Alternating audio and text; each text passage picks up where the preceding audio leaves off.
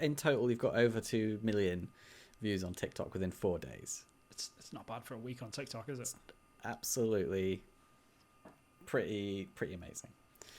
So yeah, I wanted to talk about that if you've got time. I'm here for you, buddy. Go for it.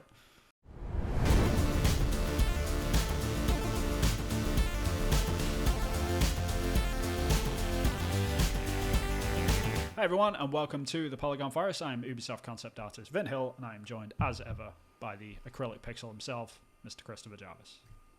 Hello. So this week we're gonna free for all it a little bit because last week we actually did like a whole episode, and if you kind of missed like the little sort of catch up snippet bit that we did after last week's quote unquote episode, we got 98% into it or something. We were about to do the outro, and I had a power cut. And what happens when you have a power cut is that OBS doesn't sort of render the video, so it just like we lost the whole episode. Like Too Long Didn't Read version of this, right? Yeah. So yeah, we're basically going to rehash the story that we spoke about last week, which is talking about like indie devs and self-marketing and things like that, and like how to sort of handle stuff when it goes a little bit viral and stuff like that. So we're going to dive back into that topic because it's a little bit more relevant this week, I guess, because of like how stuff has transpired. But yeah, other than that, like we might jump into like another couple of news stories at the end, depending on how much time we get through and stuff. Because the only other thing that we did mention last week was the Last of Us Part 1 remake stuff.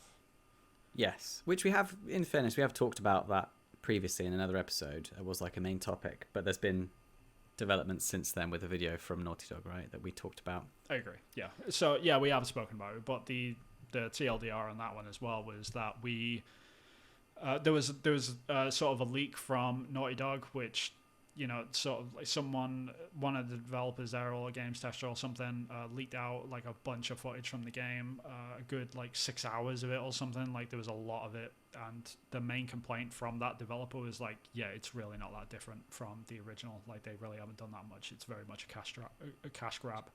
And the visuals are just improved. Yeah, so the visuals are improved, but the gameplay itself and the sort of discussion which we've had in the past and what we spoke about last week as well was that it's very much just the vast majority of work that goes into a game is figuring out the game design, the level design, and the combat arenas, and the balancing, and things like that, and the story, and the performances, and all that sort of stuff. But all of those playtesting, all of those problems are pretty much already solved. So the fact that they were charging $70 for this, that's the part that sort of falls short onto me. So no matter, like I completely respect that they've done all this work on the visual side of stuff, but it just does not warrant the full price tag, and that was ultimately what we were sort of getting around to. I think we saw it cost more money than the original game back in the day, right, which at the time was the pinnacle of technology. And the sequel, it cost them half the money to make it, and they did it in half the time. It should be half the price, but it's not. They're cashing in.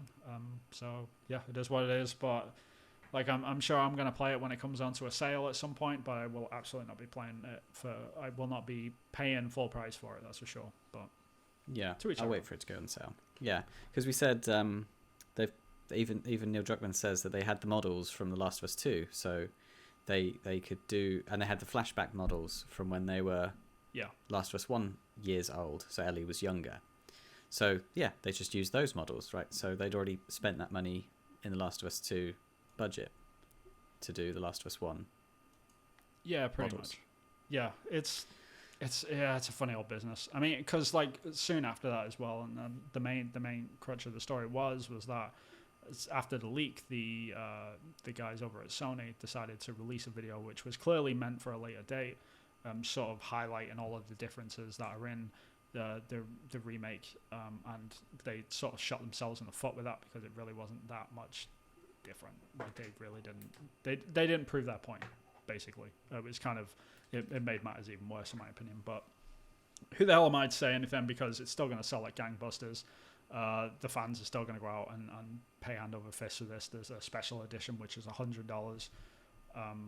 People will be paying for it. So like it doesn't really matter what I say at this point. It's just it is what it is, and the market has spoken, or will speak, I should say. Yeah, and we're just, I guess, haters gonna hate, but I guess it's more about. It just seems like there'll be money. They'll be making a lot of money, and the profits will be larger for this game than it would have been for the last 2 games. Yeah, so I agree. Is that capitalism? Is that ripping off fans? There's definitely a line of, because I'm all for the markets doing what the market's going to do and stuff, but there's a point where it's like it just feels gross.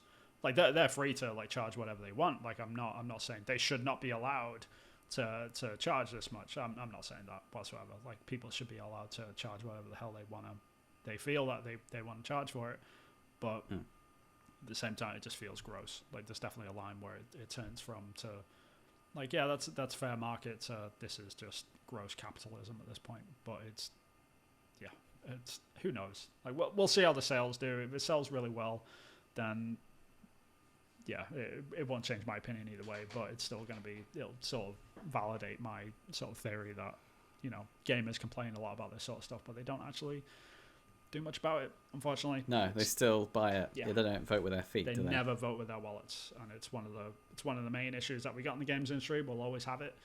Until that day, like we're going to continue to have these problems, and this is why we get remakes that cost $70, because people don't vote with their wallets. That's literally its cause and effect. So you can only blame just yourselves, gamers. It's all your fault. That's all I'm saying. Yeah. So that's we just basically capped off what we spoke about last week, more than anything else. But yeah. And I just wanted to say, Vin, with your intro, it was lovely, but you're being very modest.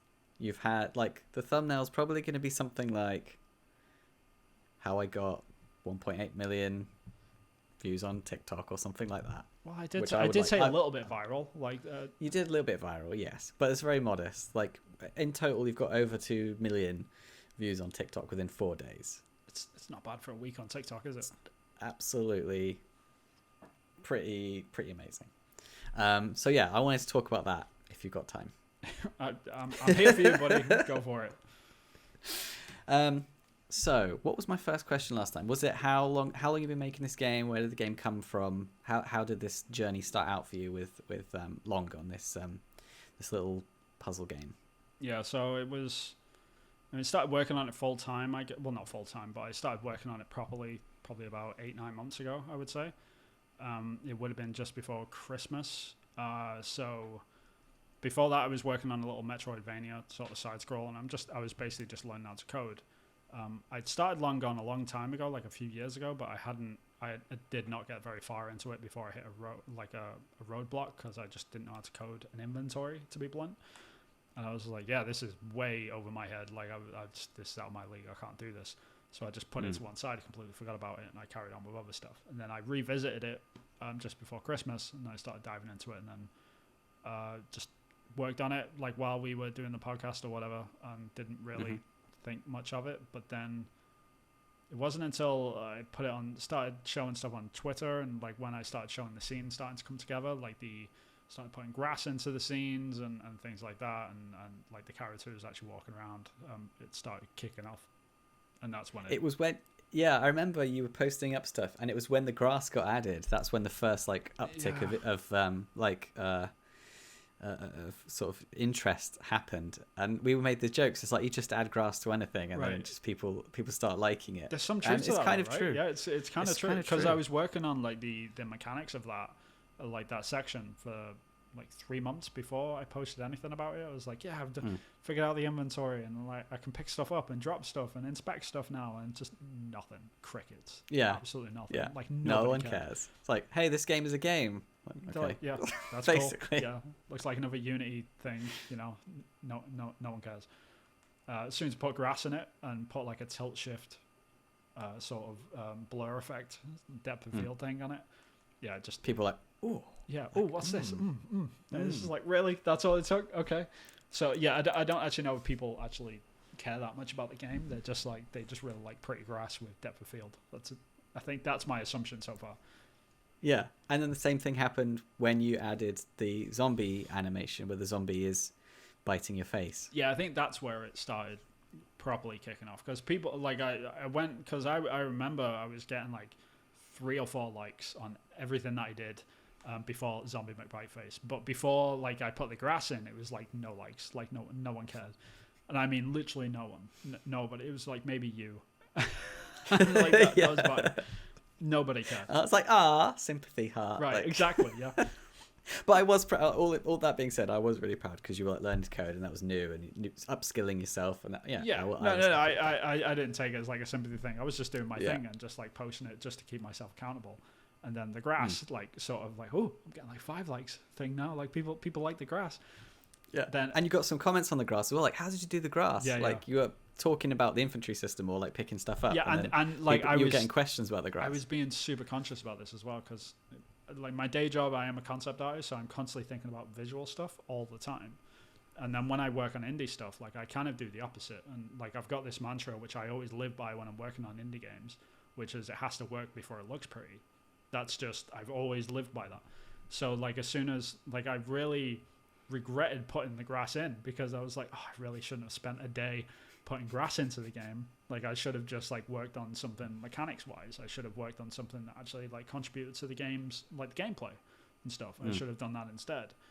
And then when stuff started kicking off, I was like, oh man, this is why I didn't want to put the visual stuff in yet because like I'm just going to get distracted by this stuff for a while. And that is why for the most part like the game doesn't look that much different from like sort of March or something, because I put Zombie McBiteface in with his animations doing his thing, and then I added like the new fence, and then I put the background in, and that's it. I've not touched anything else yet. I've just been working on hardcore mechanics, and I've just this week now just gotten to the point where I can play the entire sort of first section of the game from start to finish and actually get into the house through all the game mechanics, which I'm super excited by. So now I can start working on the visual stuff, which is great. But yeah, like there's been obviously like a few steps in between that of just like things getting a bit more popular as time went on. Yeah, I remember when the first sort of Twitter video kicked off. That was kind of like the first, I guess you could say like marketing milestone that you achieved. Yeah, was when the algorithm took hold of a Twitter post that you did. It was a video, and it was the clip that subsequently then went on to do well on TikTok. So it was the biting of the face. So the TikTok algorithm picked that up, and you got what? Have you come up to like 100,000 views on that now? Of the what? Sorry.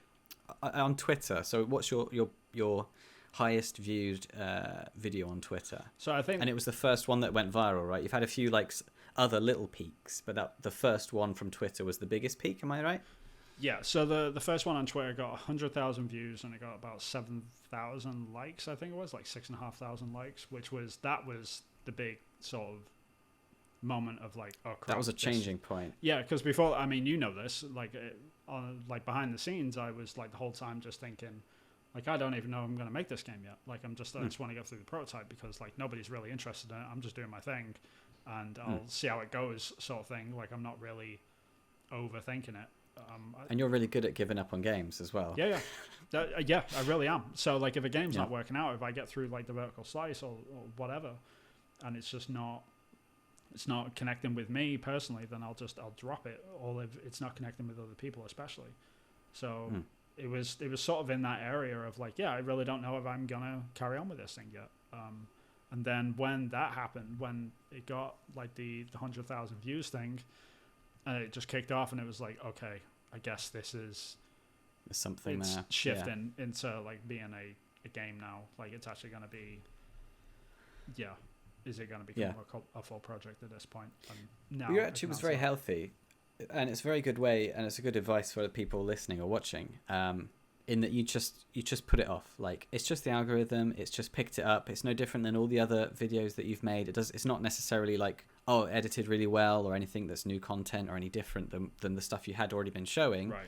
And so we were like, yeah, it's probably healthy just to think like, oh, that was an amazing thing that happened, and let's just let that be the amazing thing that happened, and then just like move on and let it not change any decisions or anything like that. Yeah, I mean, from my perspective, that was very much the case, because I was the week before, everything was getting like 4 or 5 likes, like nobody cared, and it had the same grass, the same zombie in it, the same everything. So it just like, from my perspective, I was just looking at it kind of like, yeah, I guess like the algorithm just had a good day. Like, I had nothing else to show, and it just got caught, and people started liking and sharing it, and then it got picked up by the right communities, and everything just like sort of kicked off. And that was sort of my attitude towards it, and like that's what I that was just what I was assuming. But yeah, it was, alas, that was not to be.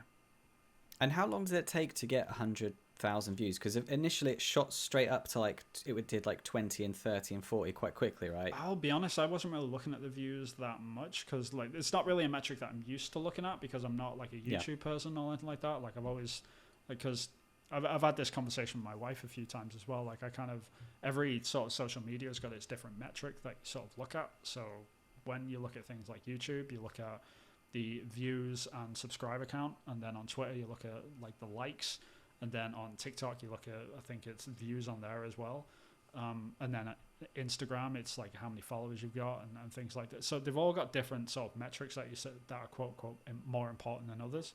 So I was really only looking at the likes at the time, but I think from what I understood it got like half of them within a day, and then it just slowly like built up the other half over like a week period, and then it sort of tapered off just before 100,000.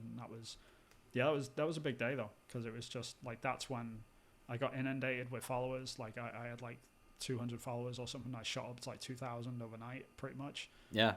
And people started listening to me, which was weird. Yeah. Yeah. People, no more people listen to me or anything like that. It's just more. There's just more of them, I guess. Like there's. Yeah. I'm sure 95% of them just like, shut up, you're an idiot, which is fine. Like I'm not.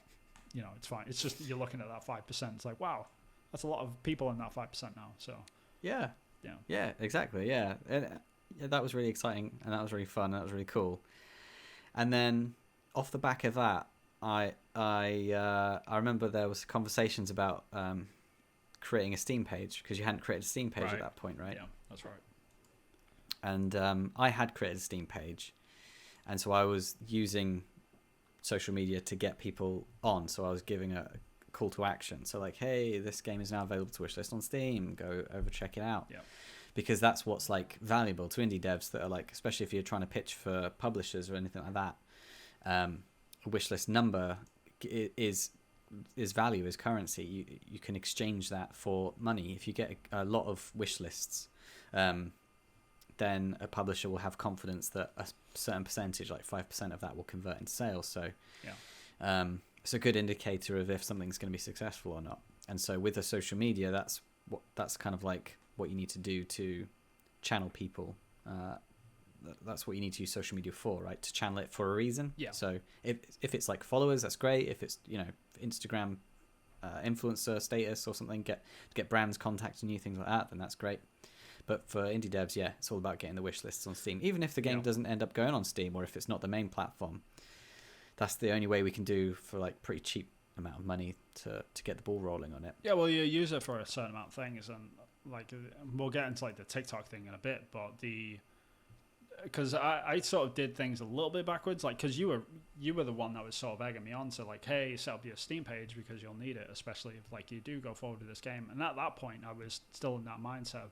Like I really don't know. I really don't know if the game's going to get made. But then after the first tweet went nuts, it was just kind of like, okay, I guess I should set up a Steam page now. So like I'm actually starting to funnel this sort of stuff in. But like there's a lot of indie devs out there that just go after the likes and go after the retweets, and they don't have anyone. They don't, like as you said, the call of action thing. Like they're not going anywhere. They're not like you're just literally doing it for the ego boost. Like you're not funneling them into anything. Which is like I mean I could get likes all day, which it's it's nice, it's fine, like it's great, it's a good motivator and stuff. But at the end of the day, they're not like that only lasts so long. Like you get a little bit of a dopamine hit, and then that'll fade out pretty quick. But when you've got a Steam page like set up, then they've actually got somewhere to go, and they've actually got a button to go and hit, which is actually going to help you. And a lot of people have that question, like, what the hell is the point of a wish list anyway? Like why do I need one of those?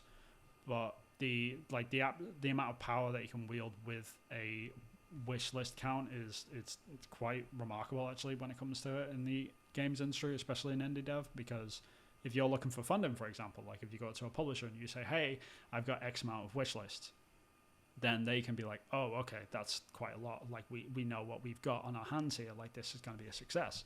Or like if you get over a certain amount of wish lists on Steam, like upon release of your game is going to be featured at different points in the website itself. And like they're sort of vague, like the actual brackets and stuff, but like it's something like from 250 wish lists to 500 is one bracket, and then from 500 to 1,000 is the second bracket, and then the third bracket is like 10,000 to 50,000 or something.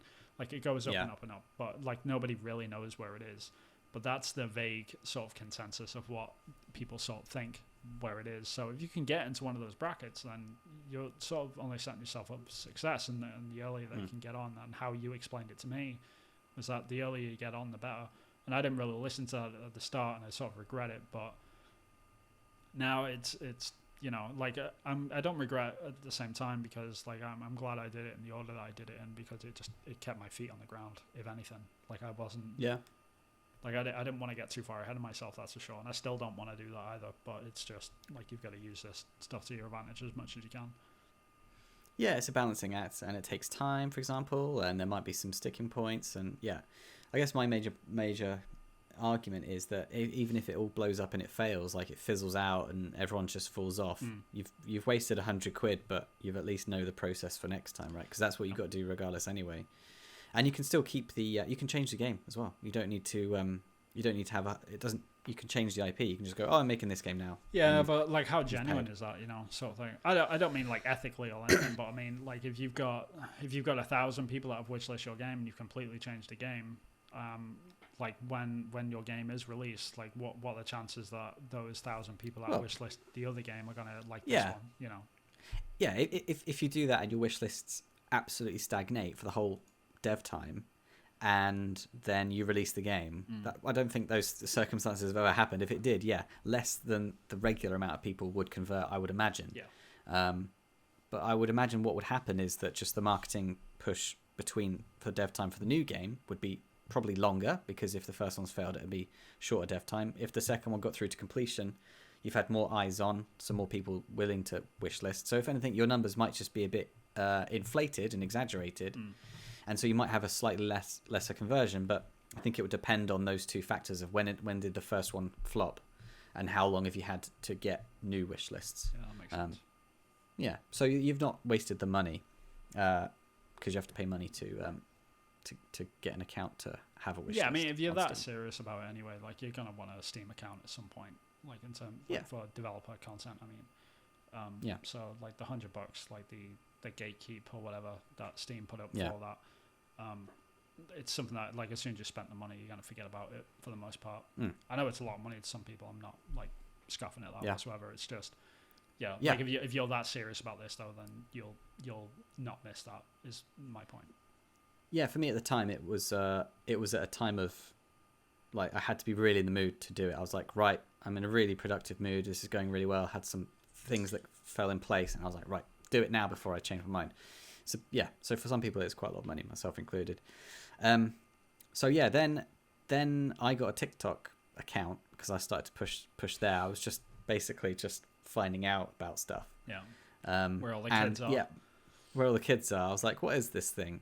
And it is, oh my god, don't use it oh my god, the amount of TikTok holes I fall into. I can't help it. I don't go on it, which is ironic, but yeah. If you're doing something that's not as fun as looking through videos is always preferable. And because it's so easy, it's so difficult to get trapped. And then you're just like, oh my god, I could be doing something really productive with my time, but I'm choosing to just sit here and look at something that's not helping. Saying that though, we're trying to sell our games on it. Yeah. So, and this is the thing. Like, I'm an indie dev. I'm posting up indie dev stuff. I search for like indie devs. I see hardly any game stuff on. So whether or not that's the algorithm, I don't know. But enough of that. Like, don't use TikTok. I started to use it, and I saw that it had, because I'd heard that it had the most organic growth of any social media platform. In that more people are going to be looking at stuff that you put out. Yeah. More than YouTube, more than TikTok, more than Twitter, more than Facebook, more than LinkedIn, more than Instagram. And so I was like, let's test it. Let's see if this is true. And so I'd be doing clips of my game, and then I'd be putting them on Twitter that I had been doing, and they were getting X amount of views, chugging along. And then I would be putting them on TikTok, and then some of them would, I say, take off. Some of them had 4 or 5 or 10 times the amount of views. No, that's nothing. Huge. That's nothing to scoff at, though. That's what I'm saying. Like you gotta compare it to, like, it's all relativity, right? So like relative to your Twitter page and stuff like that. And same thing for me as well. Like in terms, like the engagement scale is the same. So like you look at the amount of stuff that I've got on Twitter, it's just like the engagement on TikTok is just so much higher. So much, yeah. Yeah, but yeah, I mean, you like I saw that you've got videos that have got 200, 700 views and stuff. 1,700 views on one of your videos. Yeah. Like, yeah, that's not that's not bad, man. And the weird thing is, they look exactly the same as the ones that get 1 or 2 views. So it is just the algorithm, right? Because in terms of quality, they're all kind of like in the same ballpark. The production value is very similar. Like the information that's on the videos are very similar. Some of them do well, and some of them don't. And that's just the algorithm. It's not. You can't think of it as like taking it personally. It's just whether or not the algorithm decides to do it. Of course. Off the back of that, though, if people decide to engage or not, that's different. So yeah, that's when you can start comparing IPs against each other. Like, this IP is doing well, that IP is not doing as well. Right. It's more visually appealing on this platform for these reasons. You can start like breaking it down. And so yeah, you didn't even like. I don't think you even told me you were going to do it. No, well, this is the thing. Like because I think I'm going to look at your like first video and stuff. When did you actually join? But it wasn't just me, was it? It was other people that. It was mostly you, though, Chris. Let's be honest. Yeah, I don't know if there's like any. I don't have any like date information or anything like that here. Oh, I don't know. It was a few months ago, I guess. Yeah, January, I think. Right, okay. So you joined in January. So I want to say from like February, because you were getting consistently, like your first videos that were coming out, they were all getting like 500, 600 views. Yeah. And you were saying to me, like, yeah, the engagement over there is nuts. Like, get over there, Vin. Like, I think your stuff will do really well.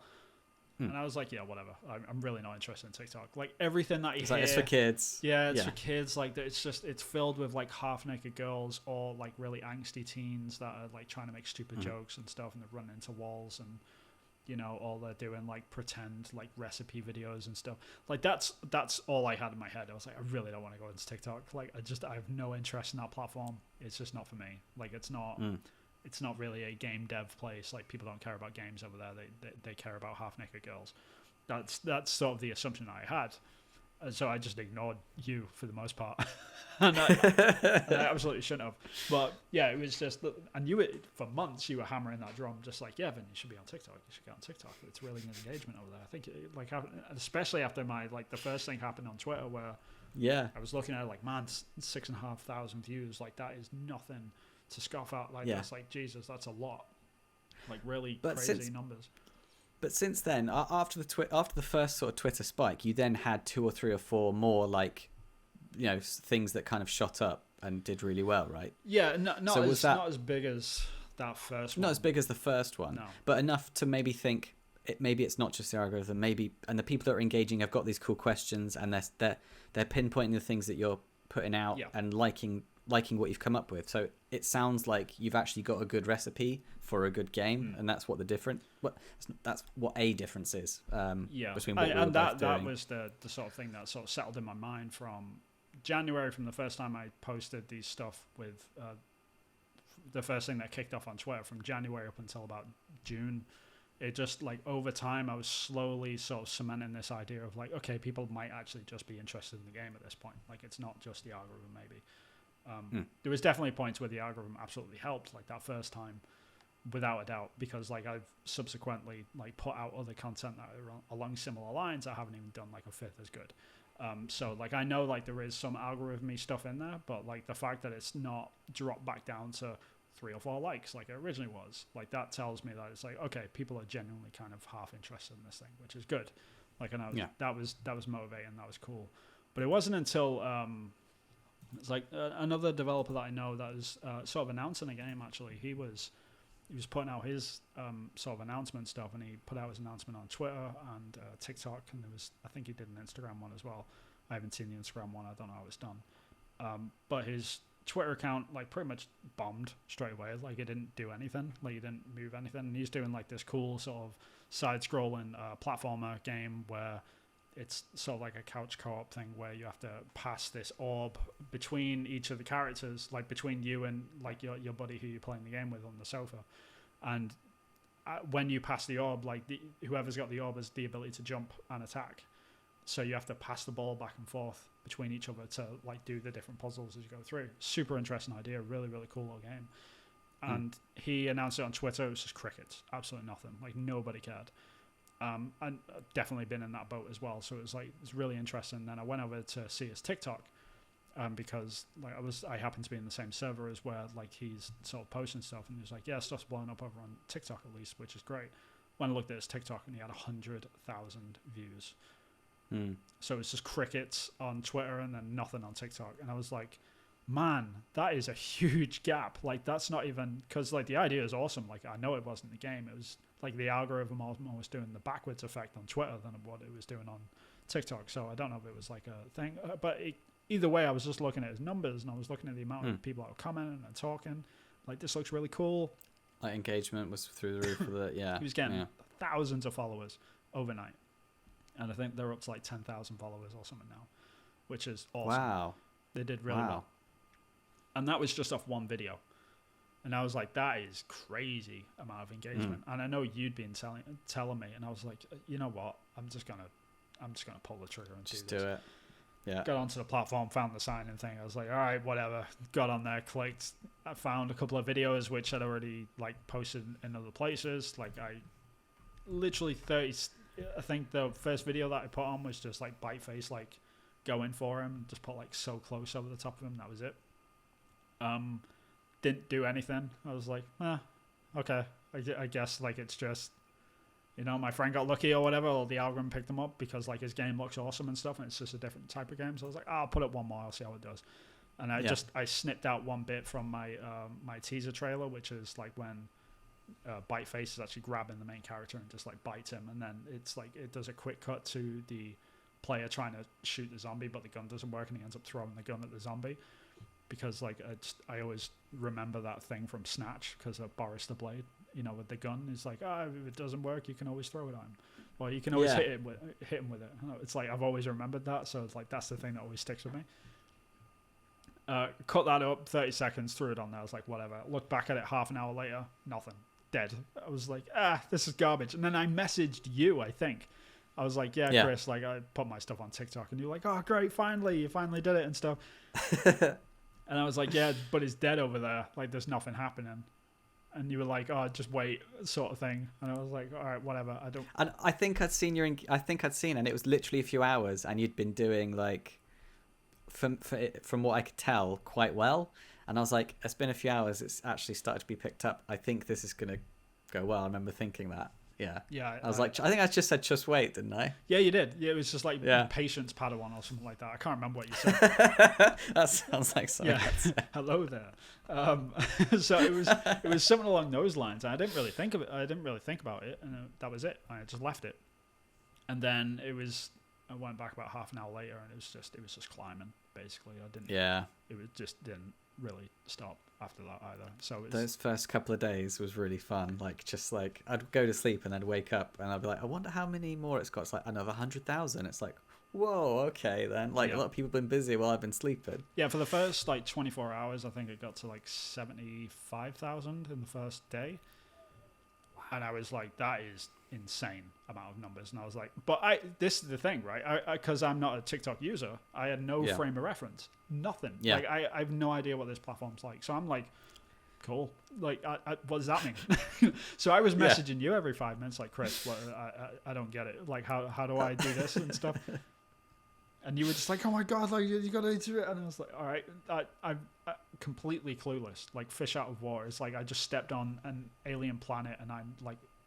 And all the aliens are like, yeah, this is awesome. Right. This is great. And I'm like, all right, cool. Want some more of this? Yeah. Is it free? Where can you get the game?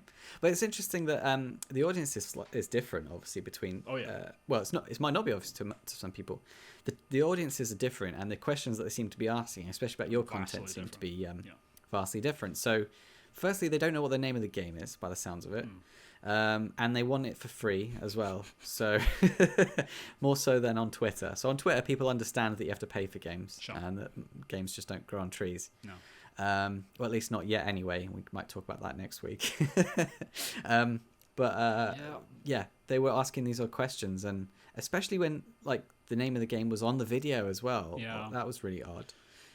I mean, like I I think like I've got a theory about this. Like now that I've been on TikTok for like a week, I'm not You're a trying master. right, I'm not trying to sound pretentious or anything. I'm really not. Like I've been on it for And a you week got now, so I sort of understand like over 2 million views, and how many likes have you got? altogether. I don't know. So you got 298,000 likes. So it's gonna be you're gonna get 300,000 likes soon, right? It's probably going to tick over by the end of the day, I'm guessing. Yeah, and you got 27.8 thousand followers, and you got over 2 million views. Those are some pretty decent figures, I think. Yeah, like that second one which I was talking about, like that's now at 1.8 million, and that was the one that was just like, yeah, I'll just cut it up, 30 seconds done. I really didn't even think about it. So I think like the moral of the story is, if you're an indie dev, get your ass on TikTok. I guess, like, to be blunt about it. I mean, it's because I don't even know if it is the algorithm or anything like that. It's just the way that the system works and like how it keeps people locked in. Like you were talking about it before, like how it just like it turns into mind rot because you're just in this loop. Yeah, that has good and bad points. Like it has good points because it drives engagement for you and your content and stuff, especially if you're trying to show like your game off and stuff. Like that's all good. But then there's the opposite effect of where people don't want to come out of that loop of swiping up through these videos. And the problem is like if you've got information about your game like outside of the video that they're currently watching, they just will not, they won't even bother. Like they won't take the time to go into your profile to go and look at the information that they actually want. So what they end up doing is hitting the comment button, asking a question, hitting return, and then swiping and then carrying on. So what you end up getting inundated with is just like these stupid questions just over and over and over again. Like, hey, what's the name of the game? Hey, is it coming to mobile? Hey, is it free? Hey, is that Joel from The Last of Us? Hey, is it free? Hey, is this a mobile game? Like, what's the game called? They're not even looking at the other comments and the replies. So of that 1.8 million, 1,359 people left comments. So that is, I think that's impressive, right? Because what's happened is your content has got them out of that death spiral of content, and they've actually gone, oh my God, I want to ask a question about this because that's piqued my interest. I have never felt the inclination to leave a comment on a TikTok video that I've seen. I mean, you tell me. I'm new to this. Apart from your ones, obviously. But again, maybe that's my age. Maybe that's because I'm new to the platform. Maybe because I'm trying to waste time and not engage with content. Maybe that's why I go on it. Who knows? But the point is, you've had a lot of interest off the back of it, and so it's going to help any indie dev. And you know that this is we're kind of like on two ends of the spectrum, right? So this is like an extreme example of very quick uptick. Yeah.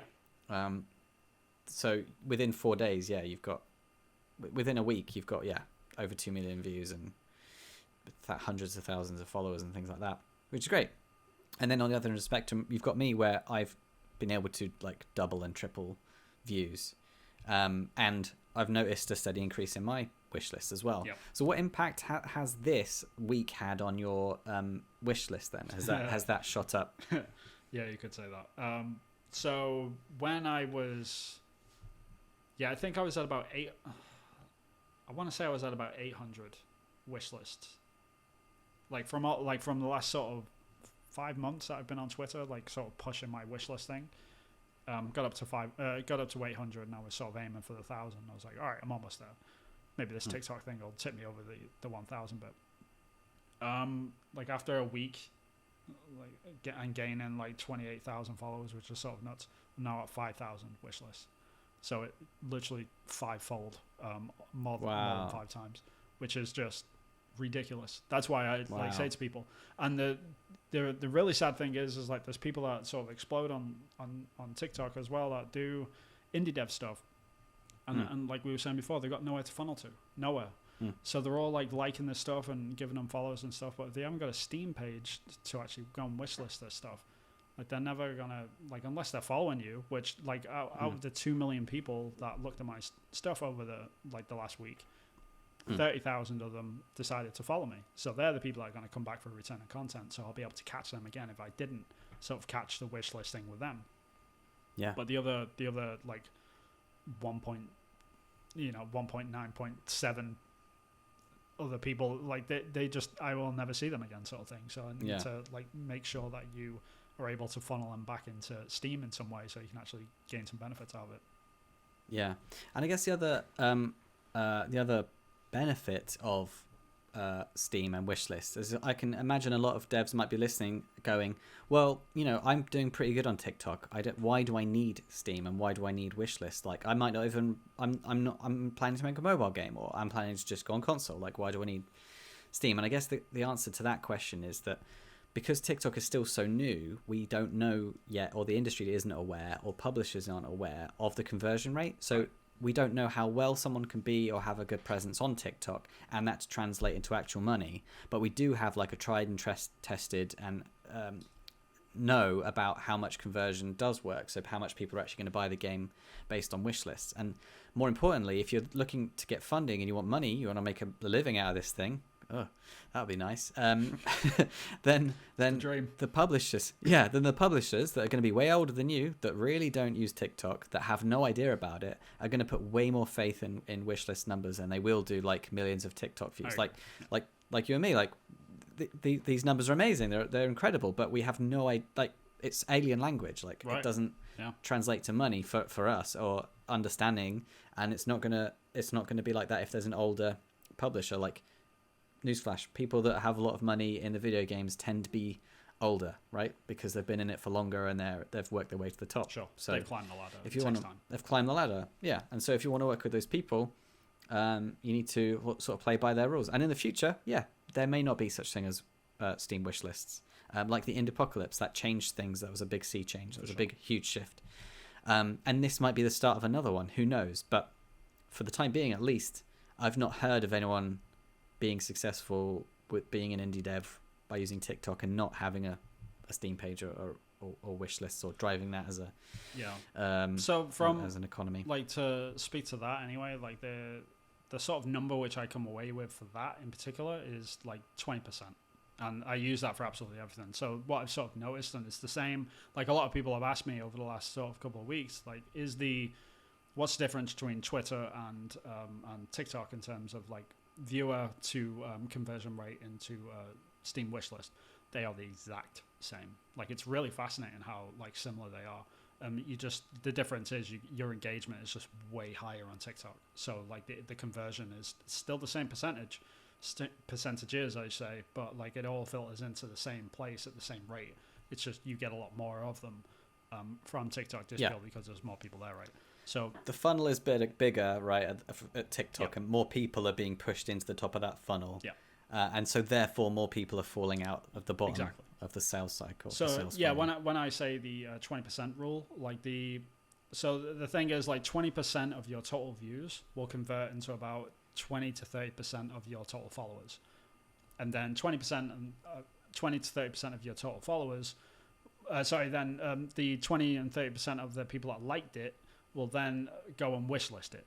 And then the people that, like the 20% of people that wishlisted it will go and buy it when it first releases. Yeah. And then 20% of those people that actually buy it will only buy it at full price. The other 80% will just buy it when it's on sale or something. So like you're just filtering everything down by 20% constantly. And then when you look at that, you can sort of get your final number of what you think the final sort of sale price is going to be and how much money you're going to sort of look at selling your product for. So when you look at stuff like, it's cool that 2 million people have checked out my stuff over the last week or something, that's awesome, but that is not indicative of what is actually going to happen at the end. And I'm trying to keep very realistic about that, and the number which I've got in my head based on Steam wishlist alone is not 2 million. That's for sure. It's very, very small, but in a good way. It's healthy to think like that, because then it's like, okay, that's my ultimate baseline. Like, that's what I know the bare minimum is probably going to be. Probably won't be much worse than this. That being the case, I can just build up from that and sort of think about it that way. And that's I encourage everyone to sort of do that. Like, if you just stick to like the 20% rule in your head, then you can't go too far wrong, because I'm pretty sure that's what the indie publishers and stuff like that are going to be thinking as well. They're going to be looking at those wish lists and be thinking, you've got 5,000 wish lists, Vin. Well done. That's awesome. 5,000 people are not going to buy the game now. Like 25% maybe. Yeah, unless we feed it through our marketing machine. Right, exactly.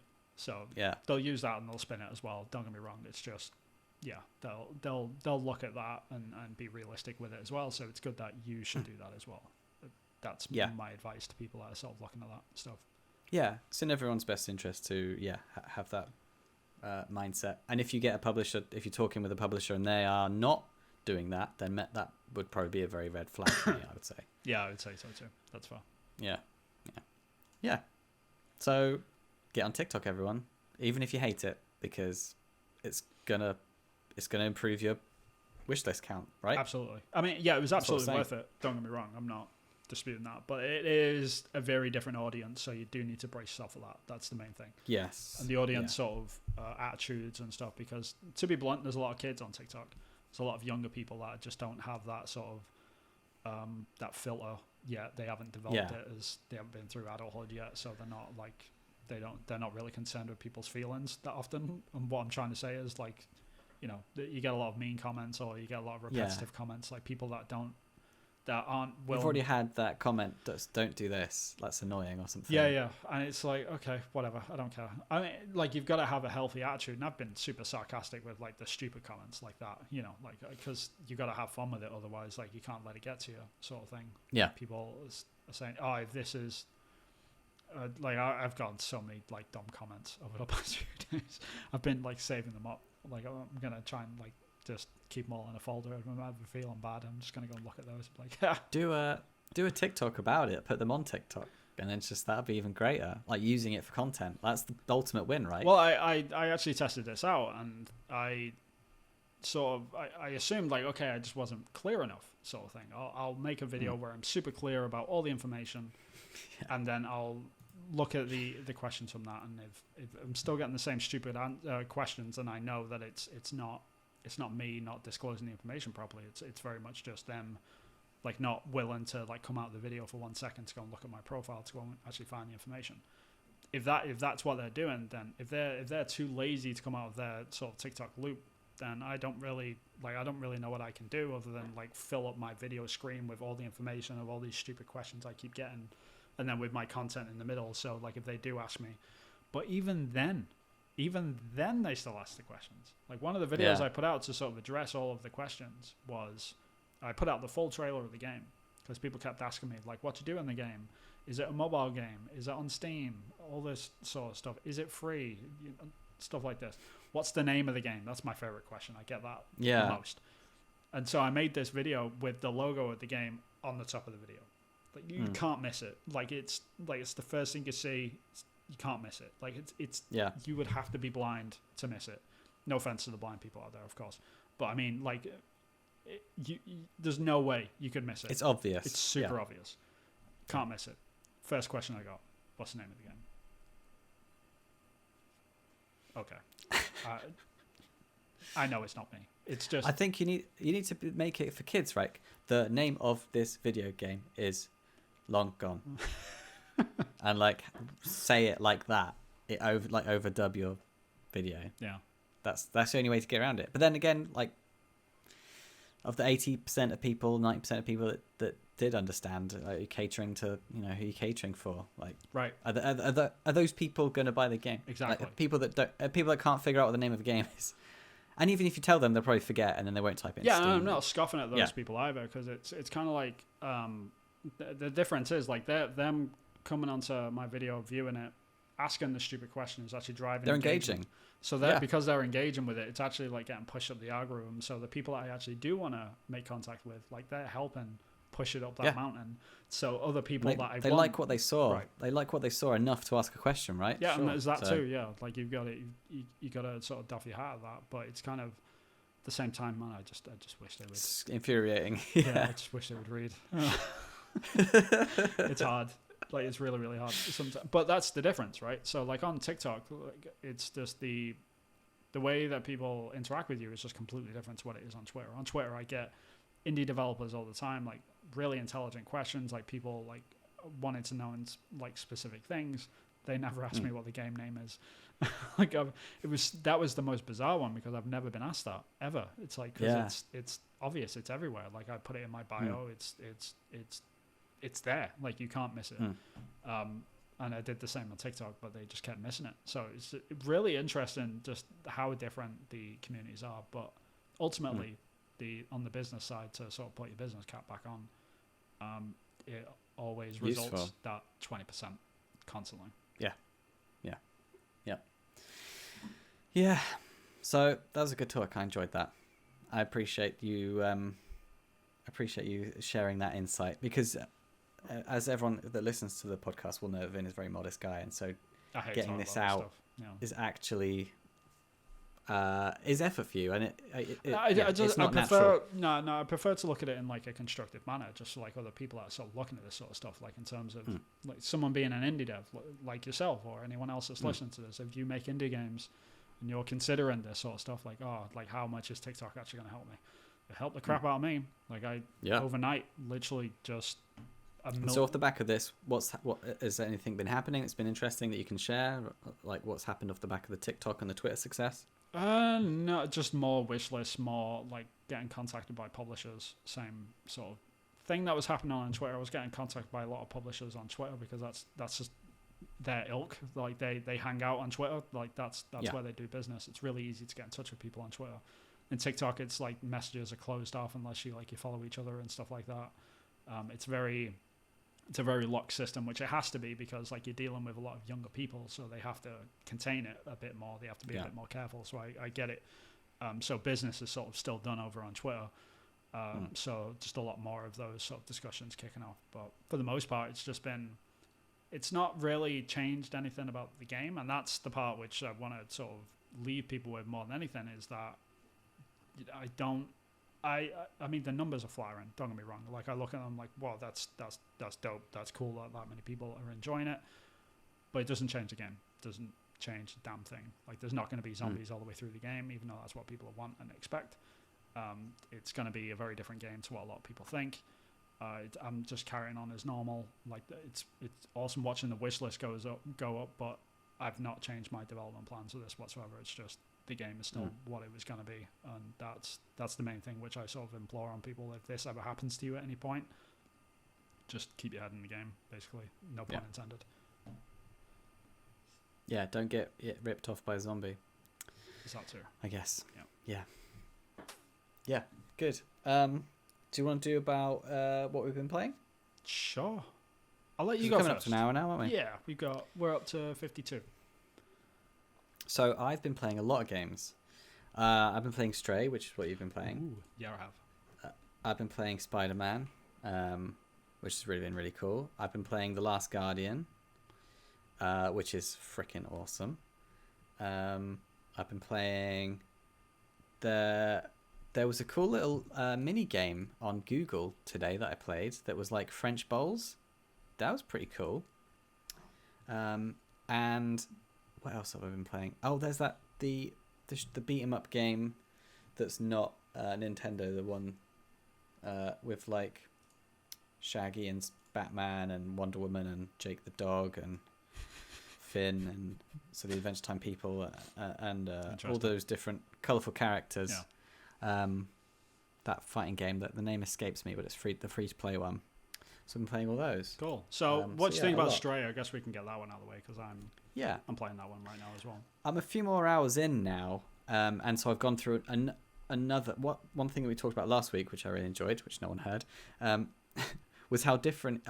Like when I saw the trailer and when I saw the gameplay, I thought it was going to be one thing. I thought it was going to be quite samey, but I'm actually quite surprised about how much you can do with a four-legged silent protagonist in a cyberpunk city where you've got running sections, you've got puzzle sections, you've got exploring sections, you've got like follow missions, fetch missions, like and like everything in between, and unlocking new abilities along the way as well, which is for me is a sign of a great game. It's when you unlock stuff as you go along.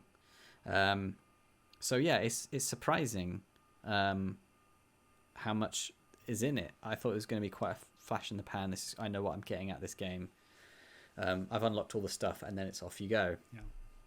But saying that, I don't know if it's starting to the excitement's starting to fade off a little. To die down. I don't know whether or not it's because people are getting so excited about it. They're like, it's the perfect game. It's the perfect protagonist. It's like, it's not the perfect protagonist. And they're going, oh, it's the best like cyberpunk game I've ever played. It's the best futuristic cool stuff. And I'm like, okay, well, that's good for you. Maybe it's just not landing for me. Maybe that's, I don't know. Yeah, I know what you're saying. Yeah, it's kind of like from game mechanics wise, I love this thing. Like I'm really enjoying the game. It's very much up my alley. Like my favorite game of all time is Eco. Like it just alley. It's the same joke you did last week. I did, and it just totally fell into it again. I'm really enjoying it because it sort of like fits right into my interests in terms of like games design and what like I enjoy more than anything. Like, is it innovative? Is it like doing anything to really change stuff, or is it just another action adventure game where you're just going through alleyways and corridors? Again, no pun intended. Yes, it absolutely is just that, but that's the sort of game that I enjoy. Like, I'm not going to lean away. What it's doing, it's really, really well put together, really well rounded. It's very clean. Well designed, very clean. Yeah. I love the fact that you can't fall off the girders and things. Yeah. That's great, because that was one of the biggest reservations I had when I saw the game. I was like, going to be falling off every 5 seconds. You have to like balance between and like do the balancing mini game that you have to do on every action adventure game when you see a beam. No, thankfully they took all. But they're like, no, you're a cat. You can jump on beams and it's no problem. You never see a cat fall off a beam, and they nailed that. So you can't ever fall off, and so you don't feel like you're clumsy, which is great. Yeah. It's snappy enough. I guess what I would love, it's not even a criticism. I would just love there to be voice actors on it, and obviously the budget's just one of those things that you can't have that. I would just love there to be voice acting. I mean, because it's an indie game as well, like, and you want to translate it to as many different countries as you can. Like, if you just got translations just on text, like, it's way easier. So I don't blame them, really. It's just one of those things which. No, I really like the sound design as well. Yeah, I guess like that's the best sort of compliment I can give to the game. Actually, is that it feels like it's a AAA game almost. It does. You know what I mean? It really does. So and that's the part that's sort of astounding, is the fact that a small team worked on this. Like, you've got to doff your hat at that. Like, it's so impressively good for that scale of a team. So I mean, I'm really loving the game. I love the setting. I love the fact that it's a silent protagonist, because it reminds me of things like Eco. But like, people that are saying it's a perfect protagonist, like, that's probably a bit too much. Nothing beats a good sort of story narrative, but I like how clean the narrative is on this one, just purely because it's just, you're a cat trying to get back to your friends. Everyone's motivations are very well clearly defined. And it's very clear, it's very clean. So I'm enjoying it so far. Like, I'll see how I feel about it by the end, but it's up my alley, you could say. It's my cup of tea. I'm like a solid 8 out of 10 for me. Sure, I would say so far. I'm gonna see how it shakes out first before I give it a number or anything. But okay, at the moment, and I'm probably a bit further along than you. I think I'm getting a big old light bulb. Oh, I just got that. Oh, you're further along than me then. Yeah, I haven't got it yet. I'm literally on the cusp of getting it. I just got that. So I'm a little bit further than you then, I guess. Yeah. And The Last Guardian. Oh my god. Oh yeah, you were playing The Last Guardian. I forgot about this. And you can literally see it on my wall behind me right now. Like, you see that? I've got a picture of Tadeko on my wall. So that's week my you opinion. You were wearing the t-shirt as well. I don't have it. I've got my Furikuri t-shirt on this week. But and I don't know whether or not I want to talk about it, because this is when the power cut happened. Very good. Yeah, I know. Like, just do it. We'll see what happens. Let's do it. Okay. Okay.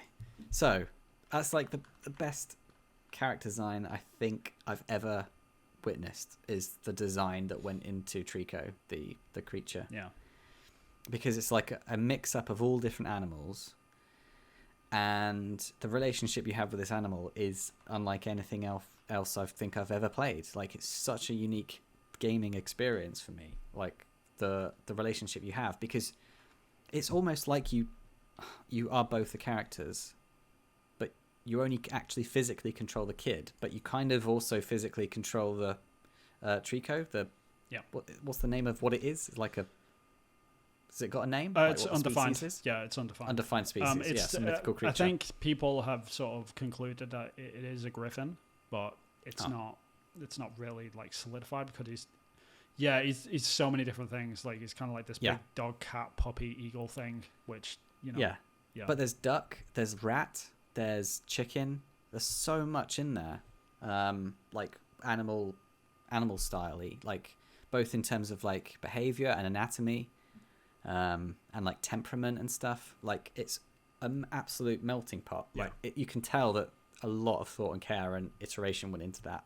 It wasn't just like, oh, this is gonna be this. And just the way that you use the character in the environment, and how like petting the character actually affects the gameplay in the game, I think is just like inspired. I think that's just absolutely genius. I've never seen anything like that used to such a degree. Like you're calming down this animal, and it's like you're taking on the role of like a parent almost. Yeah. But it's like your child is tiny. Yeah, even though you're a tiny kid that would get killed by the enemies, and those enemies they're spooky, man. Like I'm 34 years old. I don't really get scared much, but yeah, the stone knights. Oh yeah, they are. Oh, I think it's because they're soulless, right? Like they're not really human. They're just like this shell of a thing, but. Yeah, like autonomous, like they're just there to kill you, sort of thing. That's their whole purpose. Yeah. It's kind of scary, and the design's really cool, and you could tell the iteration from like Eco, like where they went with like the shadowy type monsters, and then Shadow of the Colossus, where they were kind of like the same but a bit more defined, and then now they've got a bit more going on, and they can like shoot you from afar, and then when the spears, oh my god, and then you're like, don't hurt him, like. I gotta get the spears out. Yeah. At one point, I was like, I know it's not gonna make a difference to anything, but I just really feel like I need to get the spears out because it'll make him feel better. Yeah. And then that's a moment of like, oh my god, I really love this game because I really care about taking spears out, which is something that I know probably doesn't affect the game, but something that I really care about. Yeah, man, that's the whole point of it, right? Like you feel compelled to look after this thing which isn't real, and that's a powerful thing if you think about it, and that's. Like in terms of creature design and how it works, like not even the AI of it, because like the AI of it is, I mean, it can be janky at points, but it's not. Yeah. It never pulls you out of the moment. I would argue, but I think that it's well designed in that kind of just plays into the temperament of the beast, like because you don't actually know what the beast is going to do really, but your relationship establishes throughout the whole time that you play, and that you kind of feel more and more connected as it goes along, and the game kind of really leans into that. And when it does go a bit janky, it's just like. Dogs do that all the time. Dogs just enter like odd mode and just do really weird odd stuff. So it's like you can just play it off that way. It is really like the thing which I loved about the game more than anything is how like the Trico or Toriko's sort of like temperament is at the beginning of the game versus the end. Like how much he listens to you at the beginning of the game versus the end is just vastly different. Like if you call his name at the beginning of the game, like half of the time it's like, I don't care about you. He just doesn't care. Like he just wanders off and he's scratching his neck or whatever. He just doesn't care. That towards the end of the game though, if you're like Toriko, like instantly turns around, looks at you, and runs to you, and it's just that is fascinating. Like even just that little touch is great. It's stuff like that really makes the game. It's just that the thing that makes the game isn't like the environment, which is beautiful as well, and the puzzles and all that sort of stuff. It's just this connection that you build with this thing. Of this massive creature which is just like completely overgrown for the environment that it's in constantly, and it's knocking stuff over, it's smashing the floor, and it's just and you feel its presence. It's still it's a clumsy giant still, but it's still like a young clumsy giant. It's like a dog or a cat. It just like falls off stuff and misses jumps, things like that. It's just like, Jesus, but it's huge. When it stumbles on the pillars and you're just like, oh my god, we're gonna fall, and then you don't. That's really and there's some set pieces as well that are kind of like half set piece, half gameplay, and that catch you off guard, and they're really cinematic. Yeah. And I was thinking, man, why hasn't this not been a film? This would be so cool. Yeah. Like with a camera flying on the back of this massive creature. I will forever argue that The Last Guardian was slept on in 2016 when it came out. Like it just was not pushed by Sony enough, in my opinion. They just we talked about this because I was surprised about when it came out. Yeah. Because I remember us talking about it at uni, so I just assumed it was like But they just announced it when we was at uni, and then they were working on it for ages, right? Yeah, so the sort of backstory to The Last Guardian, a lot of people sort of think they have an assumption about like what happened with it, but like the truth is a lot more simple and a lot more like it's kind of sad in a way. But like it was announced back in 2009, Right. which is a long time ago. Really, it's Wow. really long time ago. And they announced it for the PlayStation 3, and it was actually gonna like it was first announced when the PlayStation 3 was getting released. So it was meant to be like a mid-cycle game for the PlayStation 3.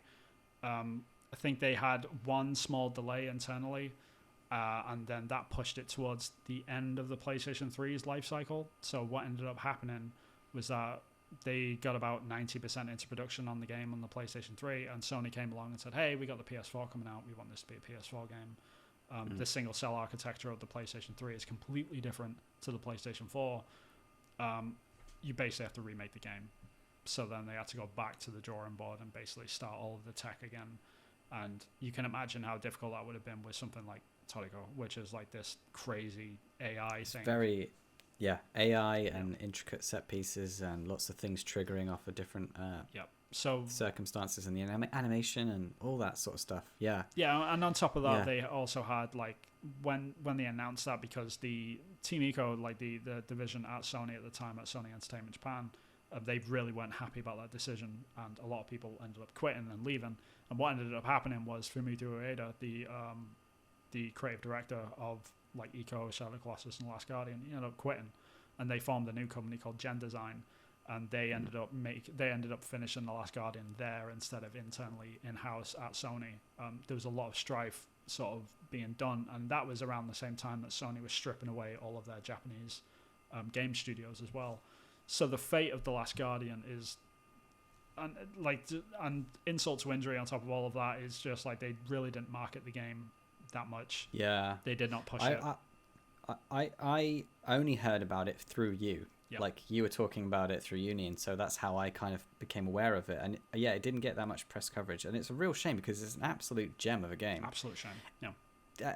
I was just shocked about when it, like how it looked to when it came out. Like it looked like a 2009-ish game. And in terms absolutely, of just textures and because a lot of it is pulled straight from that time. the PS3 version, like when they were working on that, and it just got to the point where it's like, let's get this thing out. Like they worked on it for 8 years before it finally came out.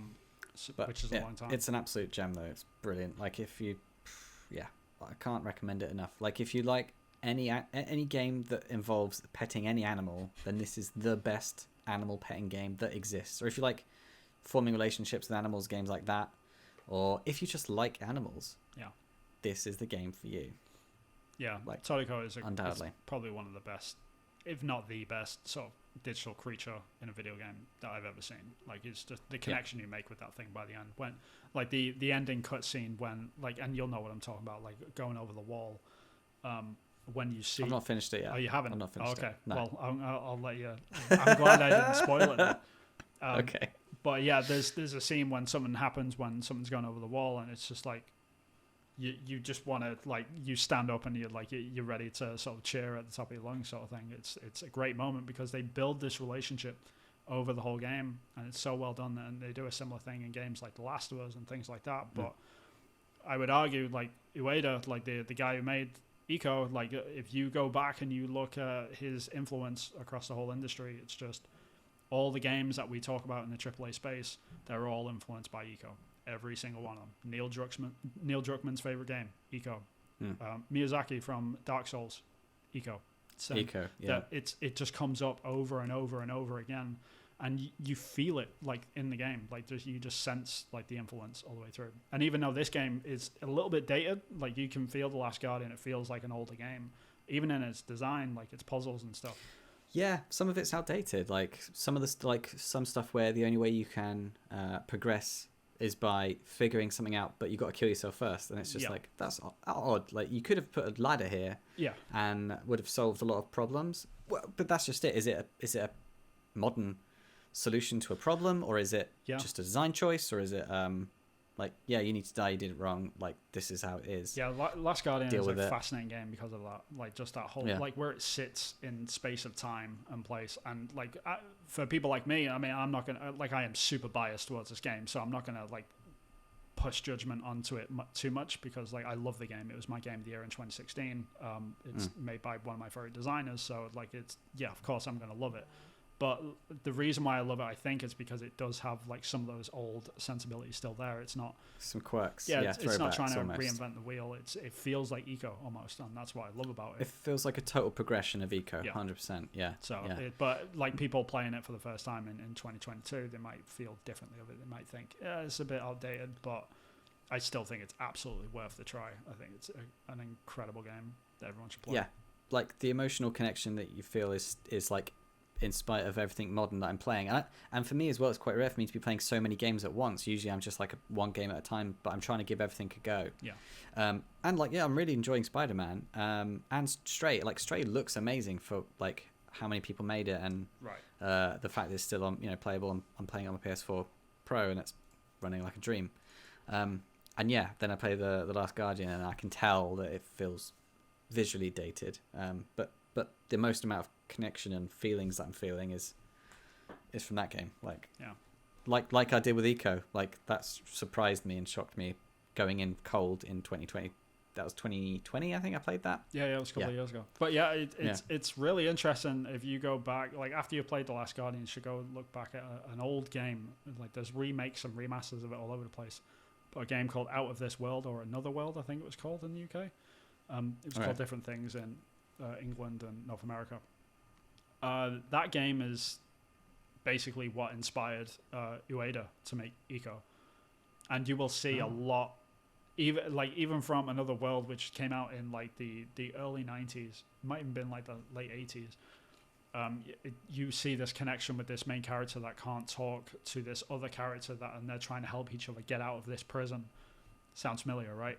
And it's really fascinating how them design decisions have filtered all the way through into a game like The Last Guardian, all the way from Another World, which was just made by this random French developer that made one game and left the industry.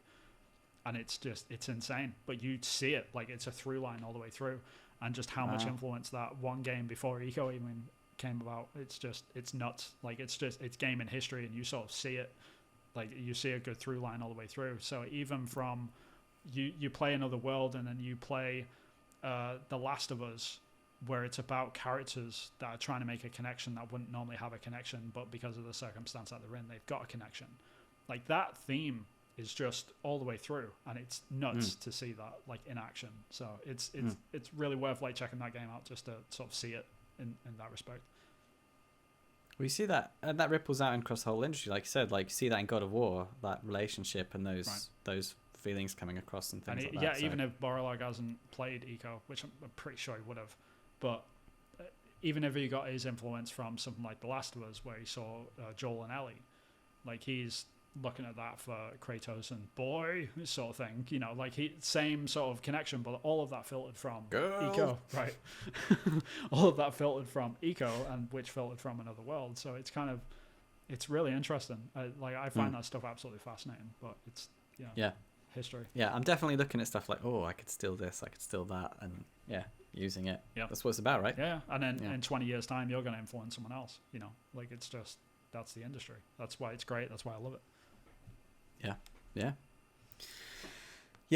So that ended on a high. I guess that's good to wrap up now, right? Yeah, I think so. Yeah, it's a good point. So everyone, thank you very much for joining us. We really appreciate it. We're sorry about last week. Yes. Hopefully it won't happen again before we finish this video. So we need to finish it off really quick before I have another power cut or something. Touch wood. So yeah, thank you very much for joining us. We really appreciate it. Please like and subscribe, comment on the video as well. We're now on TikTok as well, so if you want to follow us on there for little clips, then you're very welcome to. I know Chris has been working very hard and cutting stuff up for YouTube as well, so we're all on these little shorts talking about random stuff. It's what you guys like, so we're giving it to you, so you're welcome. Yeah. I mean, we don't like doing them, but you like watching them, I guess, so that's that. Yeah. Why are we doing this, right? It's for you. So indeed. Yeah. Anyway, but yeah, hit the bell icon so you can be notified when we do put up another episode, which is normally every Monday-ish, sometimes Sunday.